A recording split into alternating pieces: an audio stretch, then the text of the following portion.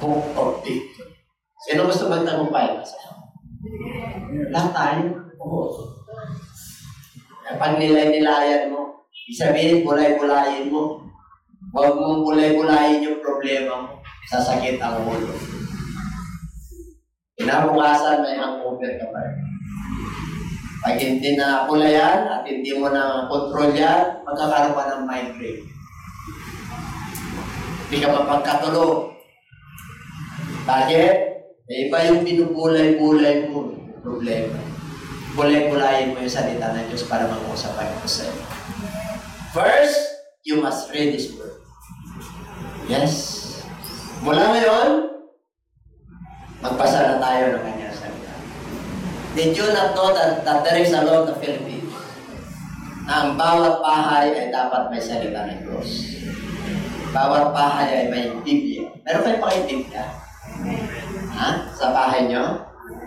Oo. Basahin nyo. Kasi ang nagbabasa nun ay alikabok. At huhukayin nyo pa sa inyong cabinet. Nakakahiya naman. Yung salita ng Diyos nandun sa corner. Pero yung inyong mga special na diploma nandun, kitang-kita. Ang unang ipakita nyo ay yung salita ng Diyos. Nalala ko yung mga may kakayanan at religyoso. Ano makikita nyo pagdating nyo sa bahay nila? Yung religious. May nakalagay sa turbil nila nung nakapicture doon. Pero kayo makikita ron? O kaya pagpasok mo sa loob, meron silang altar eh. Meron. Ay religyoso to. Amen? Pag ikaw ay anak ng Diyos, kaya pakita mo na religyoso ka. Amen? Ano yan? Meron kang Biblia, pagdating nila agad, uy, wow. Merong salita ng Diyos sa bahay na to. Everybody say amen. Amen. Kailan basahin? Sabihin mo sa inyo tayo basahin. At pag binasa mo yan, may maiwan. May maiwan. Kailangan hindi lang yung basa na parang comics. Anak ni Soma. Ito na kaya ang ulo ni Soma. Nare-retain pag comics pero pag salita ng Diyos, inaako ng tawa yan. Kasi pag may na-retain yan, makakakilo sa Diyos, mapagpala ka. Kaya hahartangan ng demonyo. Kaya pag nagbasa ka ng kanyang salita, aatukin ka. Gusto niya na magandang sleeping pills? Salita ng Diyos. Papatulog po yan. Patutulugin ka ng kaaway. Praise lang tayo niyan. Ang pangalawa, blessed are those who hear. Nandito ba kayo? Are you hearing? Do you have any ears? Yes? Meron ka bang tayang? Meron. Nakikinig ba yan? O nasa labas? Iba yung pagiginig sa salita ng Diyos. Ang inanapan ng Lord, the ears that have faith.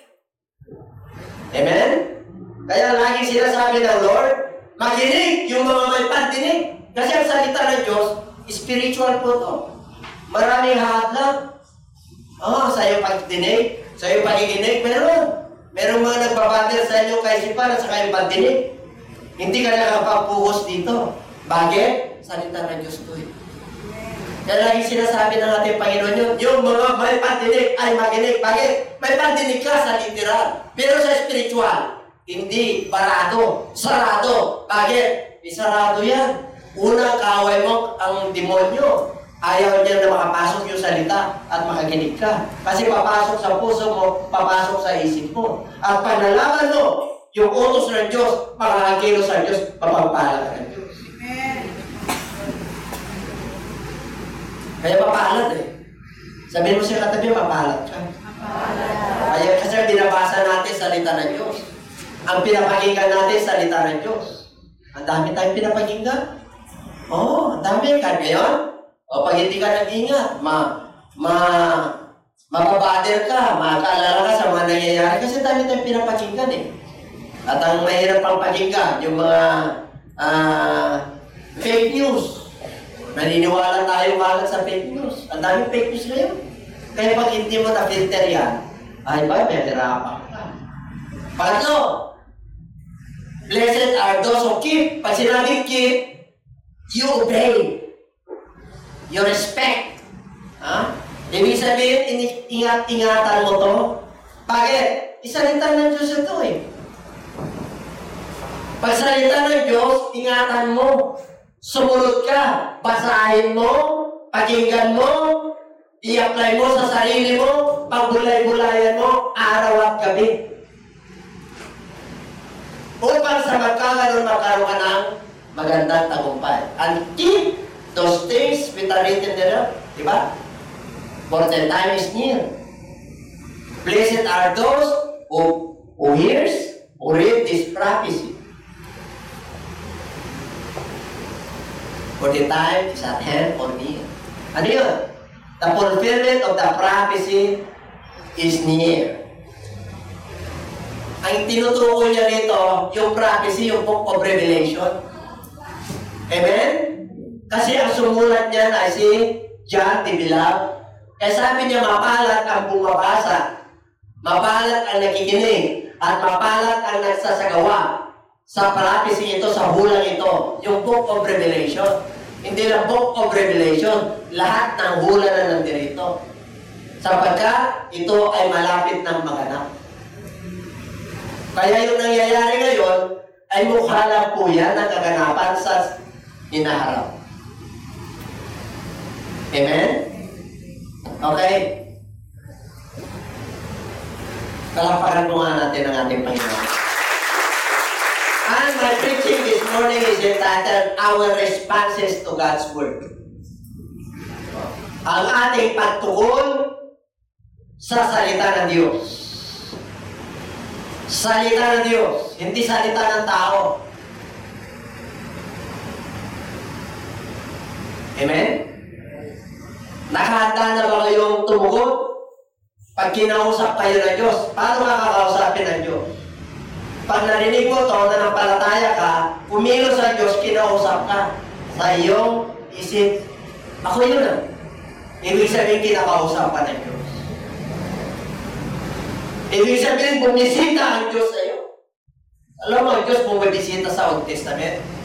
100 years, 200 years, 300 years. Pero sa panahon natin ngayon, araw-araw, minuto, sigo-segundo nandiyan ang Diyos. Naghihintay lang kung paano ka mag-response. Bakit? Nakapapakita natin si Kristo. Kasi banal ang Diyos. Hindi tayo karapat-dapat. Pero ngayon, direct access ka na. Manampalataya ka lang na yung kanyang salita ay Diyos. Palakpakan natin ang Lord. Kaya ano sabi ng Bible, napakaraming gustong makarinig ng salita ng Diyos. Yung mga unang nauna sa atin, mga hari, mga mayayaman, mga maharlika, mga matatalino, pero hindi nila nasumpungan. Pero sa panahon natin ngayon, nasumpungan natin ang ginto at tunay na kayamanan na hindi napukulong at hindi nawawala. Yan ang salita ng Diyos. Kaya sabihin mo sa katabi, mayaman ka. Oo. Mayaman kayo. Kung may salita ng Diyos, mayaman ka. Mayaman ka na malungkot.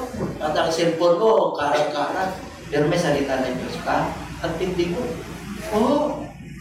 Maharli ka kayo. Kasi meron ka salita ng Diyos eh. Hindi lang pinapakinggan.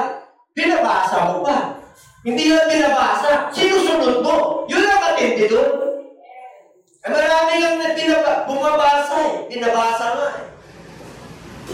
Hindi naman nakikinig. Nakikinig naman. Hindi naman sumusunod. Tatlo yan. Bago masabihin ng Diyos na mapalad ka. Ano yan? Bumabasa, nakikinig, at sumusunod. Hindi lang pwede magbasa ka. Hindi lang pwede makinig ka. Kailangan sumunod ka. O i-apply mo yan sa buhay. Yan! Blessed are you.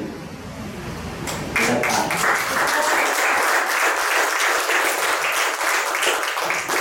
Kaya, before we respond, before God called us, because many are called but few are chosen. Iba-iba po tayo ng pinanggalingan. Iba't-iba tayo ng pagpapalaki o kaisipan na dumarating. Iba-iba ang pananaw natin sa buhay. Kaya dito sa umagang ito, pwede tayo magkaisa. Pag naniwala ka, nanali ka, nanampalataya ka, na yung Biblia ay salita ng Diyos, na yung Scripture ay salita ng Diyos, pwede tayo magkaisa. Kahit na magkaiba tayo ng pananaw, pero pag ang Diyos ay kumilos, magkakaisa tayo ng pananaw tungkol sa kanyang salita. Kaya you have one mind, one heart, one Lord, one God, one baptism. Pwedeng magkaisa ang isang tao sa pananampalataya. Pero sa ibang bagay, mahirap magkaisa. And everybody say amen. Isa lang ang napagkaisa ng Diyos sa tao, ang pananampalataya. Makikita yan natin sa book of Ephesians. Till we come to the unity of the faith. Hanggang abutan po tayo, magkaisa tayo ng pananampalataya. Doon tayo mag-grow. Doon tayo magmamature. Namunawaan mo siya. Kahit na iba yung kanyang pananaw. Maunawaan mo siya at maabot mo siya. Kahit na mababa siya. Pantay-pantay tayo sa harapan ng Diyos. Walang mayaman, walang mahirap, walang may pinag-aralan. Bakit? Dahil binuklod tayo ng pag-ibig ng Diyos. Hindi ng Diyos natin. Grabe, no? Now,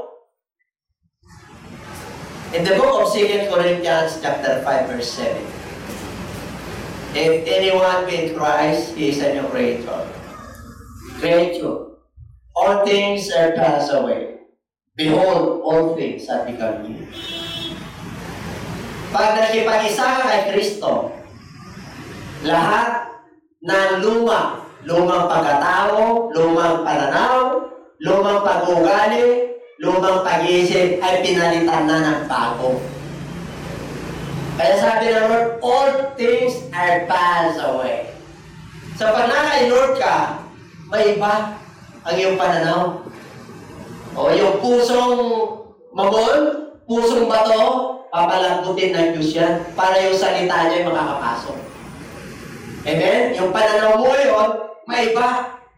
Kaya yung iba, hindi kayo nagtaka, bakit pinagbago yun? Dati ka sa kasama natin sa patay sinti yun. Alam niyo patay sinti? Disco, takadugtag, tugtag, kasama natin yung sapula sa puti eh. Alam niyo sapula sa puti? Sabo. O, di ba? Dati kasama natin yung sa tupada. Alam niyo tupada? Dati kasama natin yung sa 75 kalbo. O, bingo yun. Dami lang si Bishop eh. Kasi gano'n tayo nun eh. Hindi pa ba kayo? Oo. O, sino nakakala ng tungits? Di ba kasama tayo doon? Sino natutungits hanggang ngayon? O, binago na tayo ng Lord eh. Amen? Sino naglalaki-nini dyan? Alam niyo laki-nini? Laki-nay. Hindi nyo alam yung term, siguro hindi nyo ginagawa. Kaya alam ko yung term, ginagawa ko. Kanya ba kayo? O gano'n ako binago ng Diyos?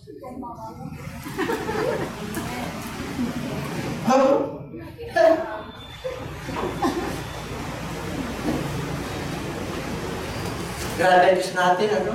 Pero kung kay Kristo ka, wala na yung dati mong pagkatao. Papakuhin ka, grabe. No? Hanggat hindi ka binago ng Diyos, hindi ka makapasok sa kanyang karya. Because flesh and blood cannot enter and cannot inherit the kingdom of God. O hindi ka pag-alala ng Diyos. Pag kumakalamang ka, alam mo, there is a spiritual birth. That's why the Bible tells us that you must be born again. Kasi na being born again, that is the second birth. Spiritual birth. Because all we human beings are born by women. Pinanganak tayo sa pamagitan ng ating mother's womb. We all have sinned, nagkasala lahat. Hindi tayo karapat-dapat sa Lord. Kaya you must be born again. All! Jesus present. That's why we must respond. How do we respond to His Word? Paano po tayo? Ano yung sinabi ko kanina sa respond?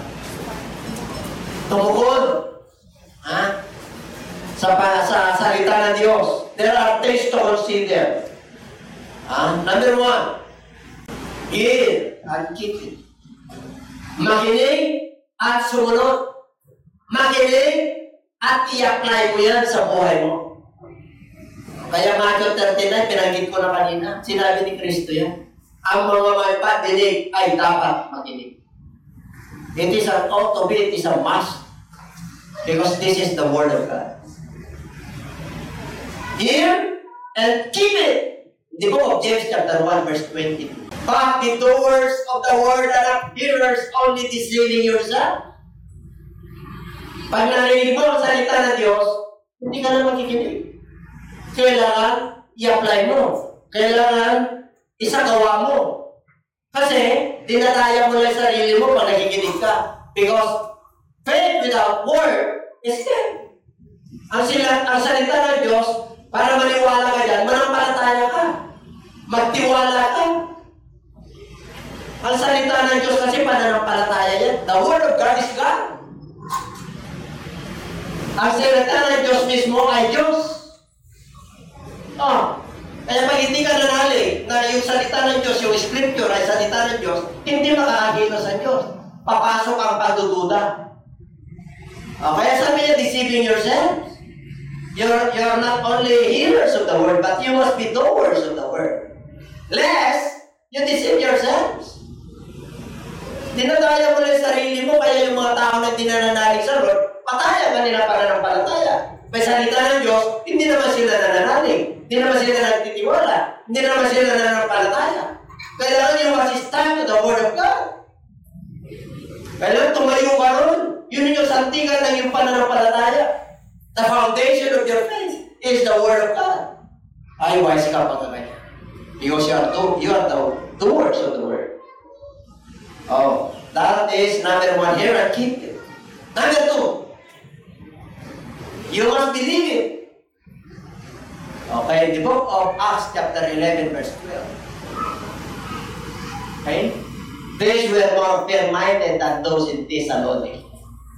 And that they received the Word with all readiness, and searched the Scriptures daily to find out whether these things were so. Therefore, many of them believed, and also not a few of the Greeks, prominent women as well as men. Alam niyo po, nung pumasok po si Paul, pumunta po sa Berea. The Bereans. Pag sinabi mo sa Bible, yung mga may kalaman sa Bible, pag sinabi mo na Bereans, ito yung mga tao na they seek the Scriptures. When you preach the Word, they seek the Scriptures. Hindi basta-basta sila naniwala. Tinitingnan nila, they search it, kung totoo yung sinasabi mo, hindi. You could see. Because there are denominations na bawal, ayaw magbasa ng Bible. May mga tao lang na karapat-dapat magbasa ng Bible. Yes, during those early days, during those times. Pero our time is under grace. Open for all. Sa atin, lalo sa bansa natin, this is a democratic country. Free ang salita ng Diyos. You can preach anywhere and anytime. You can bring the Scriptures wherever you are, wherever you go. Sa mga ibang bansa, bawal at limitado. Pero mapahalag tayo. And the government support us. Kaya nagkaroon ng presidential decree. Even in Marcos time, until now, they supported the National Bible Week. And next year, there is a 1-month Bible Week. To recognize that the Word of God is God. And everybody say amen. Ganun katindi po yun. O kaya kung hindi mo sinusunod yun, hindi ko sumusunod sa pamahalaan. Samantalang ginamit ng Diyos yan. Ay, sabi mo sa katabi, mapalat ka. Because you believe. Hindi ka lang, ang believe mo yan, ibig sabihin na nanampalataya ka. Hindi lang yung believe na nakita mo. Because to believe is to see. To see is to believe. Ang Lord hindi. Ano Lord? Manampalataya ka bago mo makita. That is faith. Ano ang halimbawa ng manampalataya ka bago mo makita? Nakita niyo na ba ang hangin? Pero alam niyo mangyayangin. Diba? Uy, ang lakas ng hangin ah. Nakita mo ba? Naramdaman mo.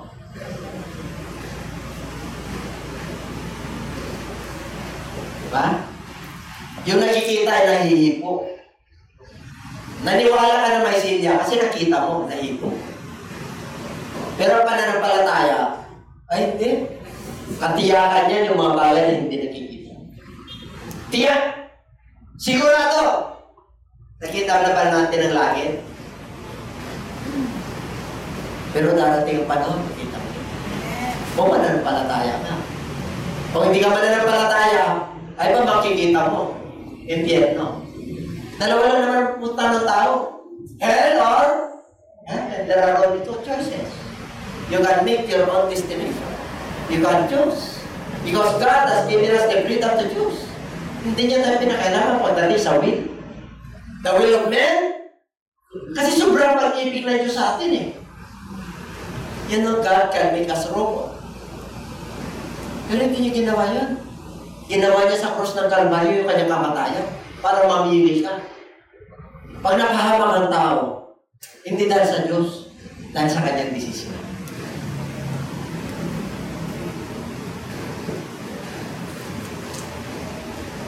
Believe. Tayo ng church sila. Kaya dito, open ang scripture. Kaya pag may kausap ka, hindi ako naniniwala sa banal na kasulatan, huwag mo na kausapin. Huwag ka na pag-aksaya ng panahon. Oo, pag-pray mo na lang, sige. Kasi hindi kayo kahit na magdamag kayo. Kasi hindi kayo magkapareho eh. Pero basahin niyo nagbabasa ako, sige, tukman natin kung sino tama. Diba? Ito kulang sa inyo. Yun. Kasi, pareho kayo nagbabasa. Kung hindi kayo pareho, kung siya, ateista. Atheist. God has no existence. Wala ka na. Huwag ka na mag-asay ng panahon dyan. Atheist nga eh. Kahabagan na lang ng Lord. Kahit na wala nang hininga yan, atheista pa yan rin yan. Kasi meron talagang taong ng Lord eh. Hindi naniniwala sa Diyos eh. Kasi nga yung pagpili eh.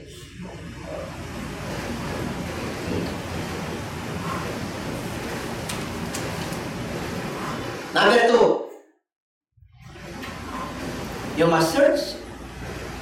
Did you search? Did you browse the scriptures? Ano yung binabrowse mo? Ganda ng picture namin. Diba? Ay, ganda ho. Grabe. Yan ang balita. Mag-browse ka naman. You must scan His word. You must search it. John chapter 5 verse 39. Search the scriptures, for in them you think you have eternal life, and these are they which testify of me. O kailangan mag-search. Kailangan manaliksik tayo. Ha? Ito po ang kausap ko dyan ng mga Parisiyo. Ang mga Sadisiyo, dami sumusunod kay Lord. Dami sumusunod. Kaya sabi niya, search the scriptures. Kasi yun yung nagpapatotoo sa akin. Ito man ginagawa ko. Ito, ang nagpapatotoo ito. This is the fulfillment of the law. Ito yan eh. Kaya dito kayo magsaliksik. Gusto mo masenso? Gusto mo gumaling? Gusto mo magkaroon ng katinuan? Search the scriptures. Yung iba, ayaw mag-search eh. Kasi may kilala sila na sira ulo. Dahil daw sa pagbabasa ng Bible. Di totoo po yun. Naligaw lang yun. Naligaw. Sumobra ang basa. Nauntog. Amen? Bakit? Wala nag-alalay eh. Hindi siya sumunod sa patakaran. binabalanse po ang scripture. Parang balance tayo dyan sa pagkain, di ba? Oh. Ganda ng katawan mo ah. Para hindi ka potente ah. Ano mo, di ba? Balance diet, balance life. Oh, tayong lahat. Basta nanali ka dyan, binasa mo, nakinig ka, nanampalataya ka, sumunod ka, bingo. Ano yun? Approve. Approve. Hindi bingo, mga mamaya sabi nila, daladala ko kayong pagka-bingo mo. Victory! Victory na tayo kay Lord. Hindi ka na makakiti. Diretsahan ng tingin. Dati hindi ako makatingin ng diretso eh. Kasi may nakatabi. May nakatago eh. Nahiya ako sa sarili ko sa pinagagawa ko. Pero ngayon, wala na. Pinalaya na tayo. Kaya nga, pag sinabi nila, parang wala kang problema eh. Siyempre, salamat sa Diyos kasi tinutulungan niya ako. Ano na po yun? Search it. You must search the scriptures. Mula ngayon, yun ang search natin. Paano ka mag-search? You must examine. Alam niyo po, mangungusap ang Diyos sa salita niya pag nagbabasa. How can Lord talk to you and speak to you? Paano? Through His Word. Pag binasa mo to, ibig sabihin, binabasa mo yung kanyang salita, mangungusap ang Diyos sa iyo. Pag nangungusap ang Diyos sa iyo, ito pala yung hinahanap kong matagal na panahon. Ito pala, nasa kanyang salita. Ito pala yung solusyon. Ayan, sumunod ka na. Salamat po. Ang kanilang panahon kung hinahanap yung solusyon, ito lang pala sa salita mo. Na-discovery mo. Number 4, preach or teach it. Preach, ibig sabihin, the word, preach the word, be ready, in season and out of season. Convince, reveal, exhort, and along suffering and teaching. Diba? Pag sinabi, preach the word, out of season or in season. Ang ibig po sabihin, kahit wala sa panahon. Wala may problema ka, ang bigat.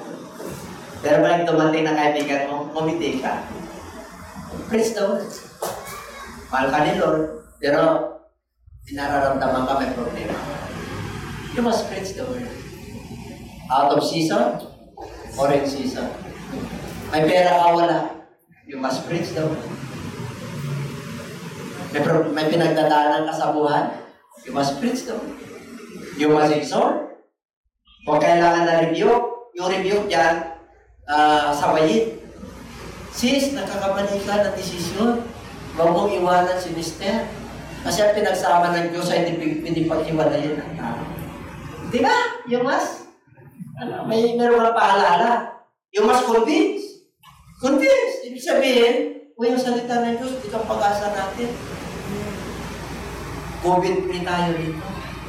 Sarap, di ba? We want to have a COVID-free. Anong palataya ka sa salita ng Diyos? Kasi mo nakakilo sa Diyos, ay COVID-free ka talaga. May nakilala ko, siya. Sabi niya, COVID-free siya, pastor. Pero natamaan. Yes, natamaan, pero bumalik. Bakit? Bumalik ko. Para ma-experience niya. Para tayong exempted. Wala tayong exempted sa virus. Pero pag may salita ng Diyos ka, abay, panalo ka na. Kung baga sana meron ka ng heads. Meron ka ng meron ka ng lamang. Pag may salita ng Diyos ka, sabi niya, hindi kita pababayaan, may iwanan man. Kahit sa pagkatapos ng panahon nito. Ibig sabihin, kahit na wala ka na sa mundong ito, kahit na magkaroon ng gera, kahit na magkaroon ng mga catastrophe, hindi ka iwanan ng Diyos. Kahit sa libingan nga eh. Kahit napatay ka na eh. Hindi ka iwanan ng Diyos. Bakit natutulog ka lang eh? Igisingin ka niya eh. Sa takdang panahon. Ay, ang tindi mo. You must respond to the word of God. You must preach, you must teach, you must convince, you must exhort. With all long suffering. Kailangan magtiyaga ka. Ha? Kasi salita ng Diyos yan eh. Huwag kang magsawa sa pagtuturo. Alam niyo po, sa totoo lang, mga viewers, huwag kayo magsawa yung mukha ko sa social media. Kasi dami na tayo, pagkinlik mo yung GCNA, yun. Ibiro mo 2 years na, mag-1 year pala tayo may kid. Sa videos po natin, kasi twice a week eh. Twice a week. Kaya wala rin itadahilan ng mga kapatiran, yung mga viewers natin. Maliban na lang kung ayaw nila sa atin. Okay lang yun. Pero wala silang magawa. Pag ikilig mo, nakikita mo yung mukha ko dyan. Pinapakita ng Lord, hindi ako sasampahin nyo. Ibig sabihin, pinapalala na yung salita ng Diyos nangangaral, may nagtuturo, nag-aalaran ng kanya. Yan lang po ibig sabihin nun. Ayaw ko nang, yung sa susunod ka, ayaw ko nang papicture yung ano ko dun eh. Amen? Kasi wala tayong magawa eh. Kung ano nakapicture sa mind nila, dapat word ka. Di ba nakapicture sa mind? Si Jordan, si Pacquiao. Di ba yung mga artista na kanilang inuutulong? Dapat ang nakapicture sa salita ng Diyos. Yung iba naman nakapicture si Kristo. May bigote na parang nakaklot. Di ba? O kaya yung nakakursify siya. Huwag niyo sampahin yan. Hindi yun. Ang i-picture niyo dyan, yung Word of God. Kasi magiging-Diyos-Diyosan niyo yun. Kaya picture mo yung asawa mo araw at gabi. Diyos-Diyosan mo yung asawa mo.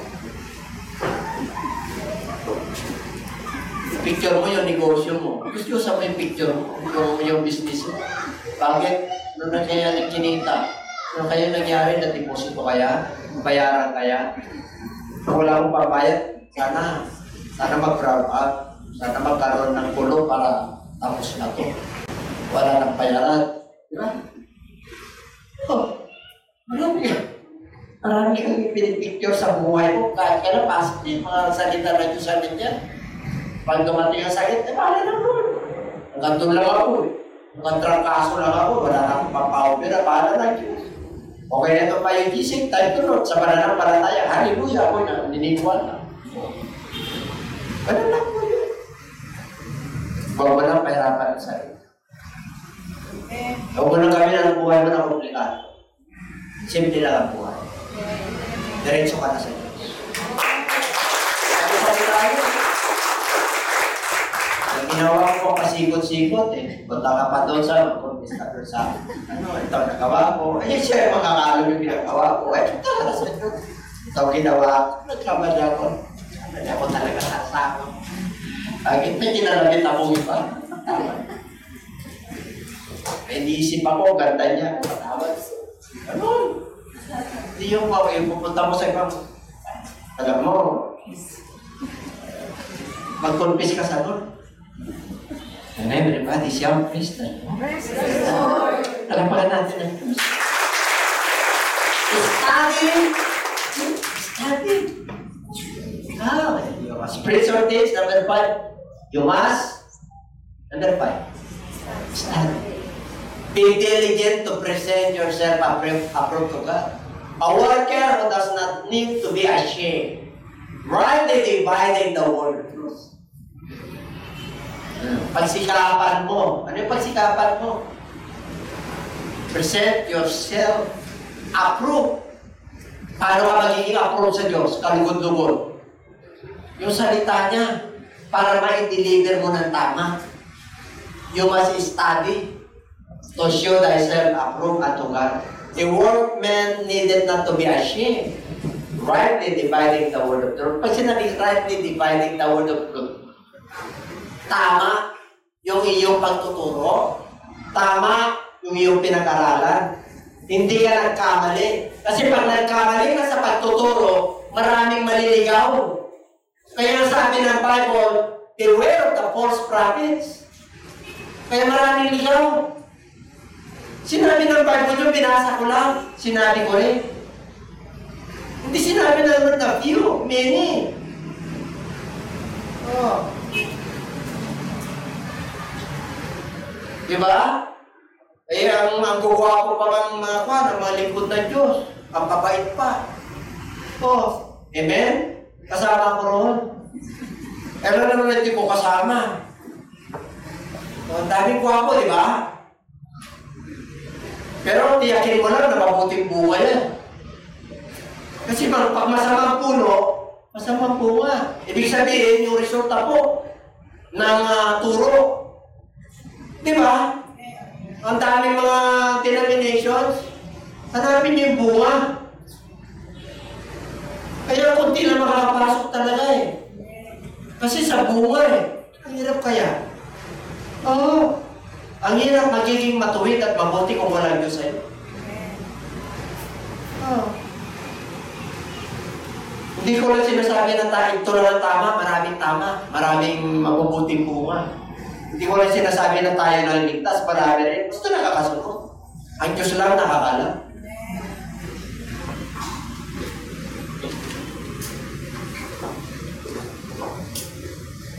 Yung masi-study. Kailangan basahin, kailangan pag-aralan, hindi lang basta-basta nagturo, kaya may training po tayo. We must hear and keep it, we must believe it, we must search it. Number 6, we must meditate this word. Pag sinabing meditate, bulay-bulay. But his delight is in the law of the Lord. And in his law, he doeth meditate day and night.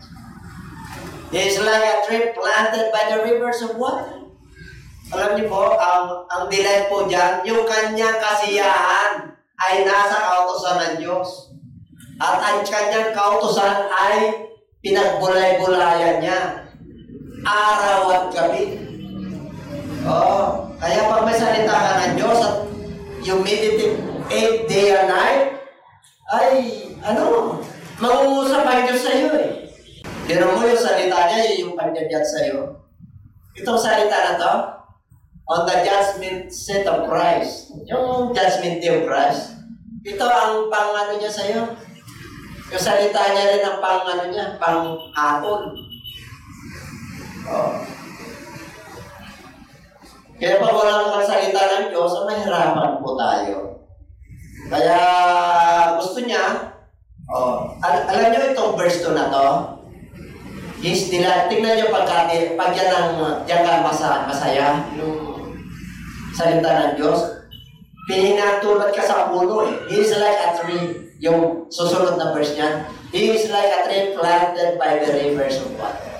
Pinatulad ka sa isang puno na nakatayo sa gitna ng patis. Umulan man at tumaraw, hindi ka matutuyuan, namumunga ka lagi.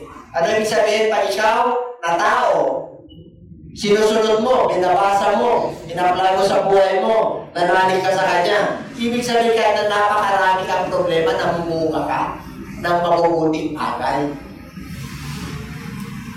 Amen? Hindi ka nababader tungkol sa problema nyo, sa relasyon nyo, sa kahirapan, sa pandemic. Hindi ka nababader kasi ang delight mo ay nandun sa kautusan ng Diyos. Doon ka masaya.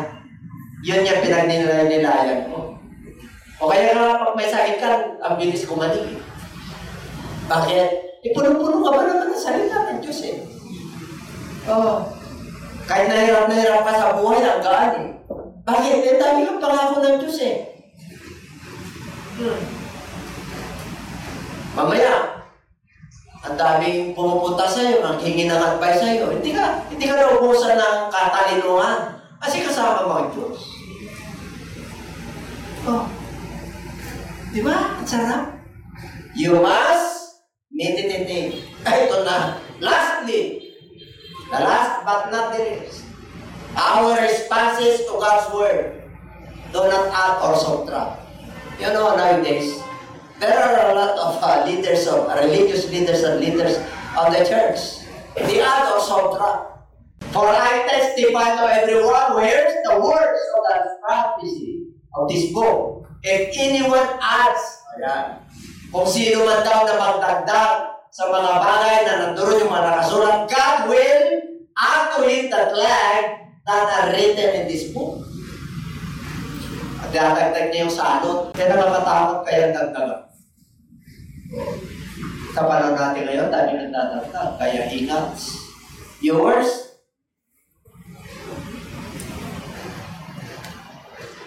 Daming nagtatagtag ng salita na yun. Just to support their dogma or teaching. Universal Scripture is 66 books. 39 in the Old Testament and 27 in the New Testament. That is universal scriptures. Yun ang binabasa, recommended. It was approved by the canon law, the group of Bible scholars. Kaya pagka nagkaroon ka ng Bible na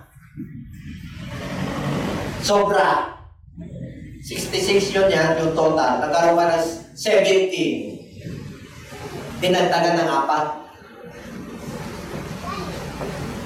Kaya kung yung Bible nyo po, sumobra, dinagdagan ng 14, that is their dogma. Hindi doon sa universal scriptures. Kaya nga marami sabi ko sa inyo, beware. Even during the time of Christ, beware. Sinabi niya, mag-ingat kayo. Hanggang ngayon, the Bible tells us, do not act.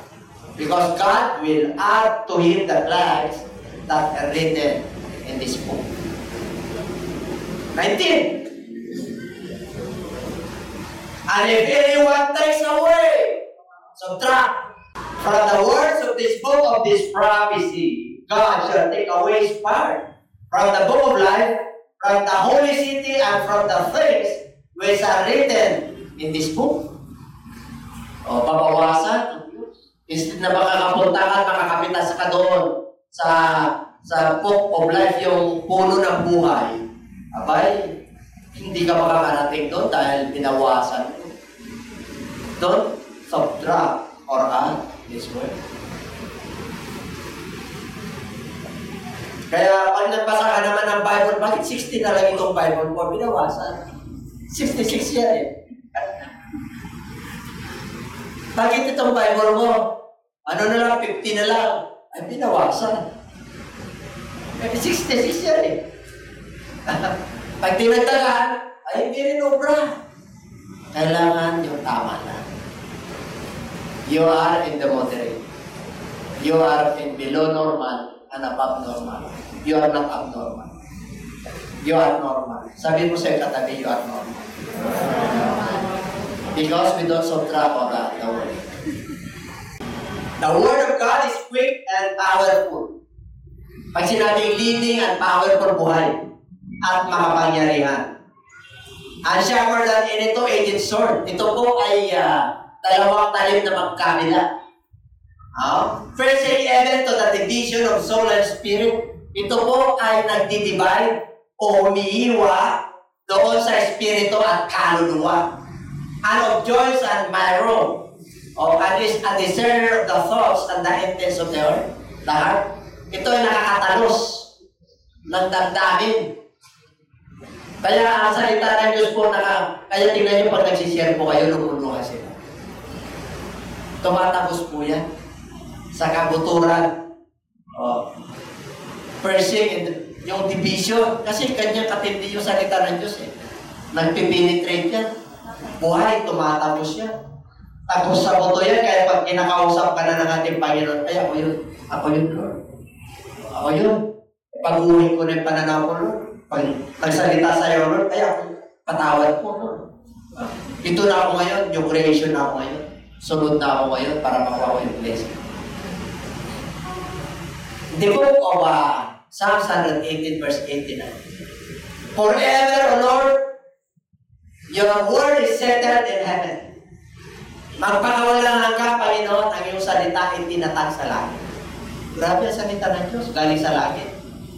Our foundation, the foundation of the word of God is in heaven. Ibig sabihin ang Diyos ang gumawa.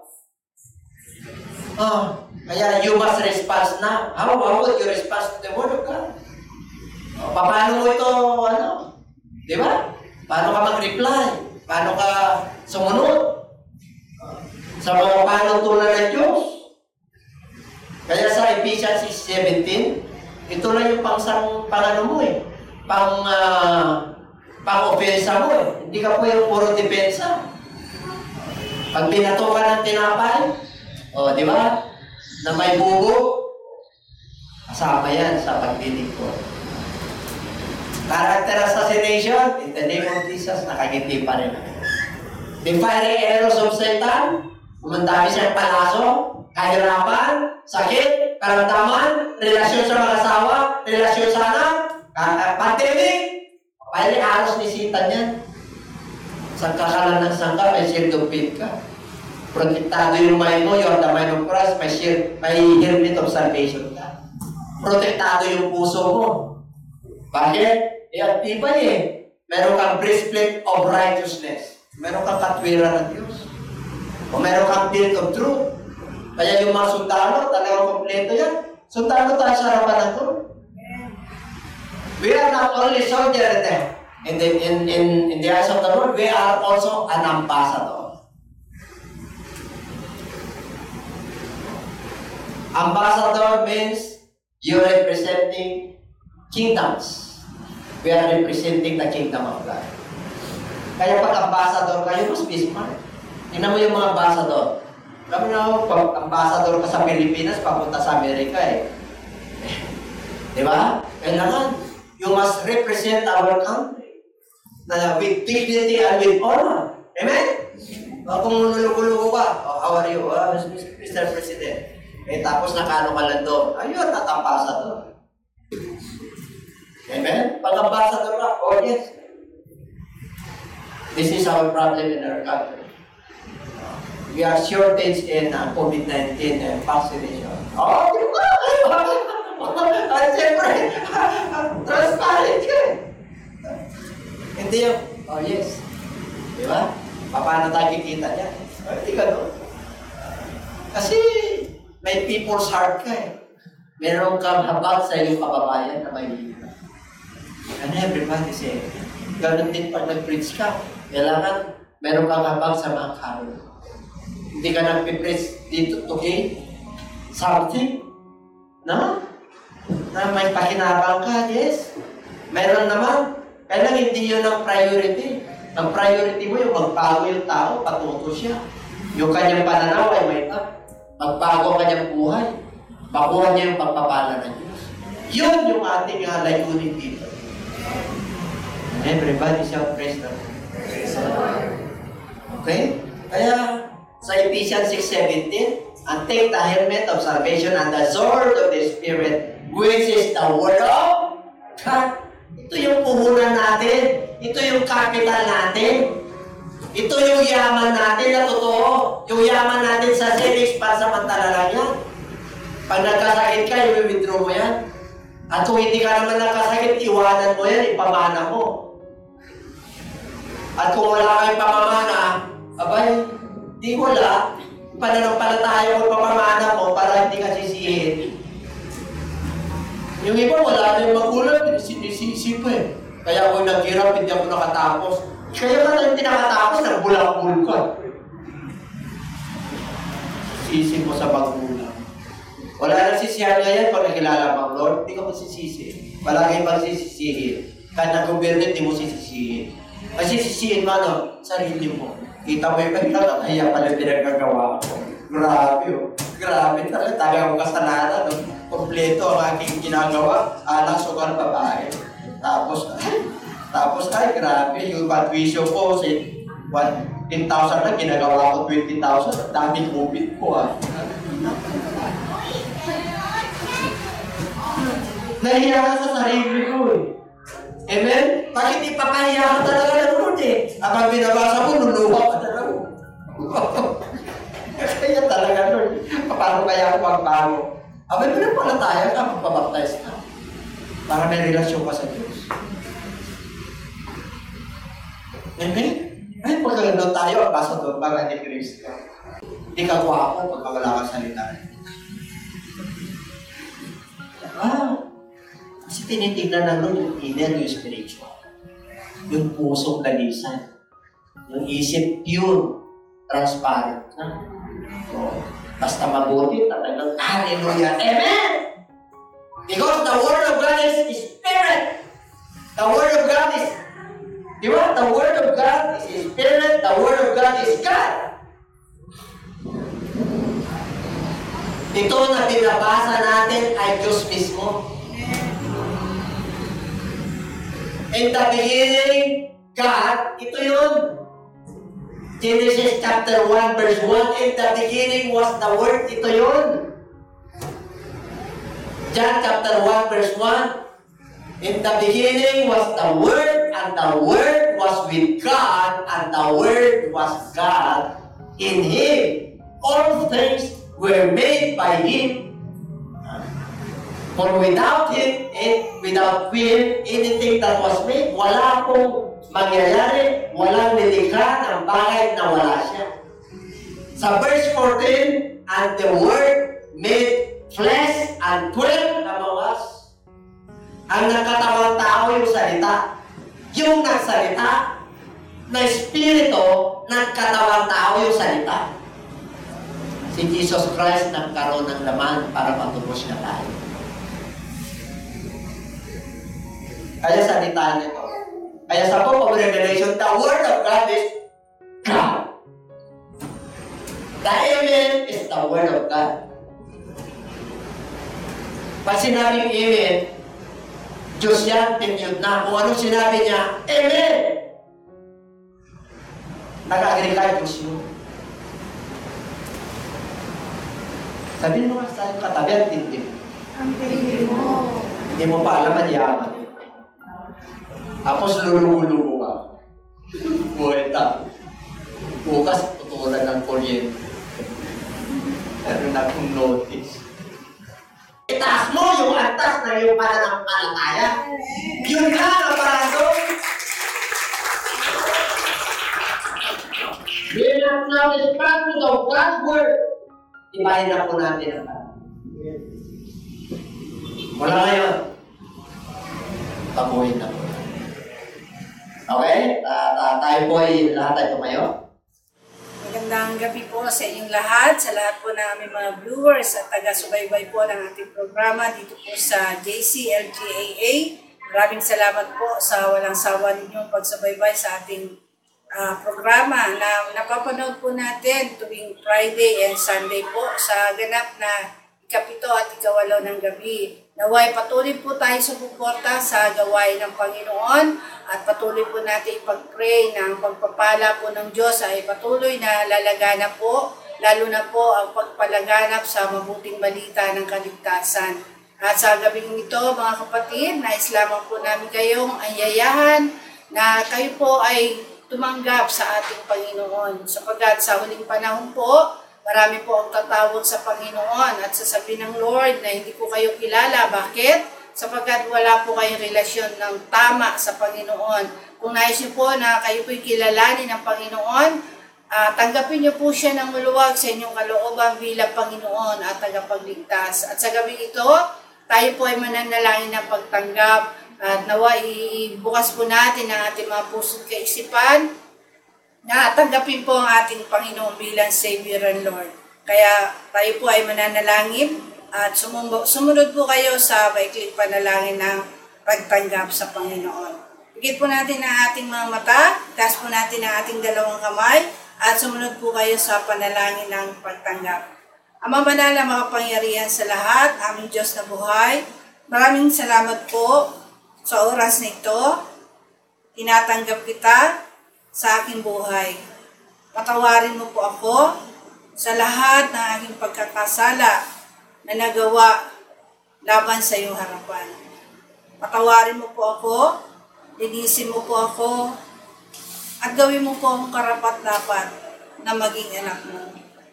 At sa oras na ito, tinatanggap kita bilang Panginoon at sariling tagapagligtas ng aking buhay.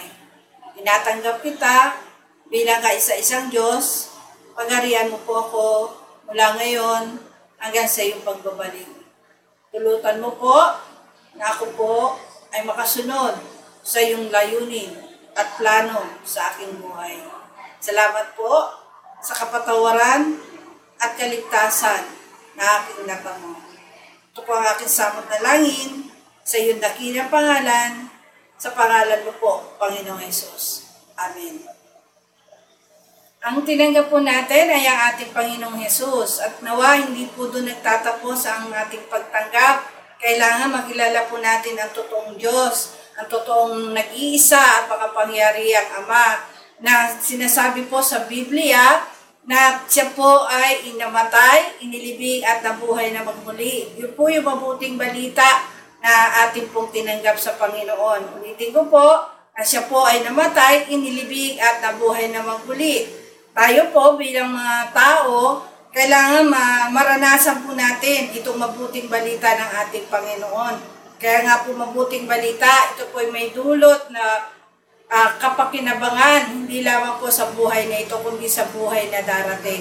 Sa pagkamatay po ng ating Panginoon, yung ginawa po nating pagsisisi, yung pagtanggap po natin sa ating Lord bilang Savior and Lord, yun po ay nagsisimbolo po ng kamatayan ng ating Panginoong Hesus. Yan po ay matatagpuan po sa 1 Corinthians 15:1-4, na sinasabi doon na siya po ay namatay, inilibing at nabuhay na magmuli. Tayo naman po ay gaganap sa mga bagay na ito bilang pagtanggap at pagkilala po sa mabuting balita ng ating Panginoon.